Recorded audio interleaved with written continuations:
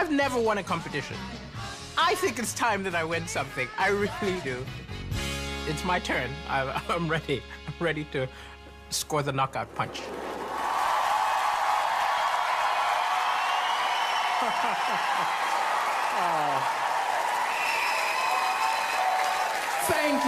Thank you for that welcome. And thank you, Amanda, for pushing that buzzer. Ever since you did it, my life has been bonkers. People approaching me on the road saying, well done. But the most common question I get is, you're from where? Is it Mali, Maui? It's Malawi. And if any of you don't know where that is, it's where Madonna adopted all the babies from. That's us. Yeah, you're jealous. I do miss my little brother.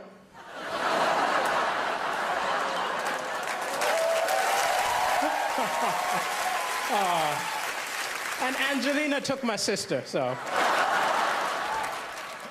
I've been in the UK a while. I was tricked into moving here. I was tricked because I was watching television and I saw an angry guy came on television and he said, oh, these immigrants take all the good jobs, all the good women. I was like, wow, that's what I'm looking for.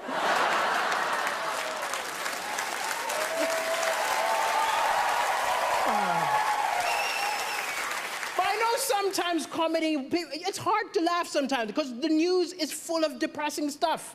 But I think the thing is, it's misleading because amazing things happen every day, little acts of kindness, but they don't report it. They put it on page 10, they open with the doom and gloom. If the BBC News was a mate of yours, you'd never go over. Look, I'm not going to that depressing barbecue. I'm going to hang out with Cartoon Network.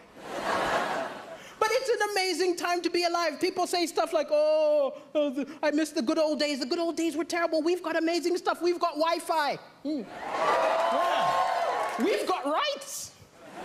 Women can vote. Yeah. I'm black. 200 years ago, this would have been an auction.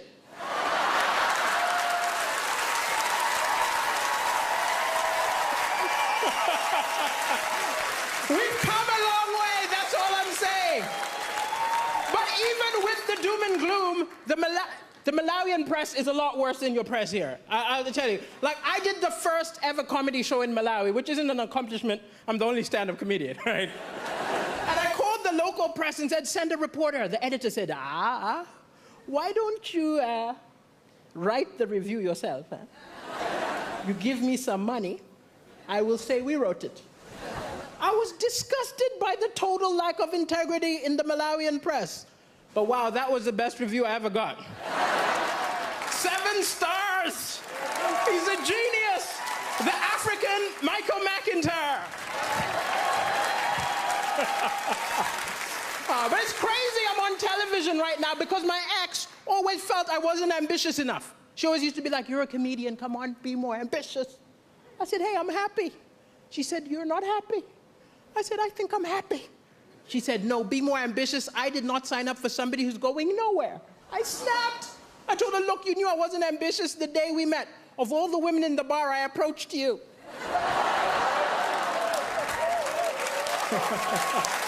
Yeah, you're laughing. I'm single now.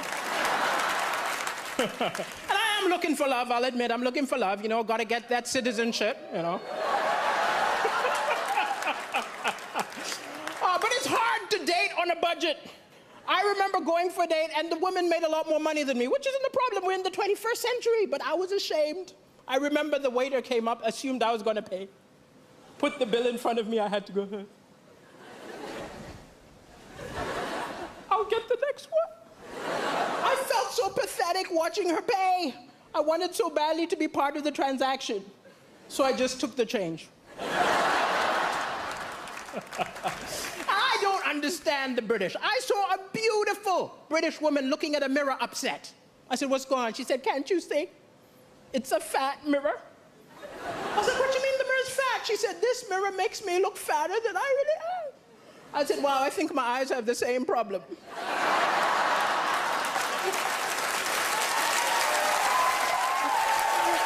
I was not mocking her. Don't be angry with me. It was a cultural misunderstanding. I'm from Africa. It's different. When we see someone overweight, we don't think go on a diet. We're more like, where did you get the food?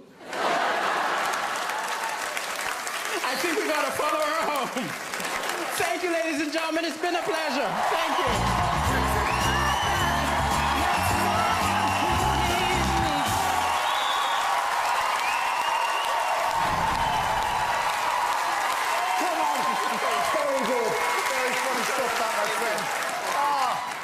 Amanda, are you proud? Deliso, I love you. I'm so thrilled. I have to say, I think that's even better than the first time we saw you.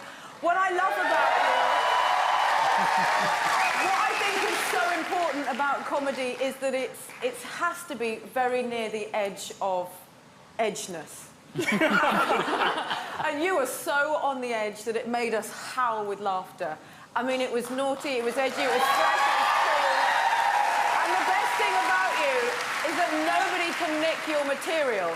Yeah. Michael McIntyre can't take your stuff. Nobody can take your stuff. You are unique, and you really smashed it. I'm proud of you. Well done. Thank you. Thank you. Thank you. Can you, do you mind reminding me how old you are again? I'm 37. 37, you look good. I have to tell you something. You are one of the funniest people we've ever had on this show. I love the fact you are so fantastically non-PC. Yes! I really do. And I think that's part of the reason why everybody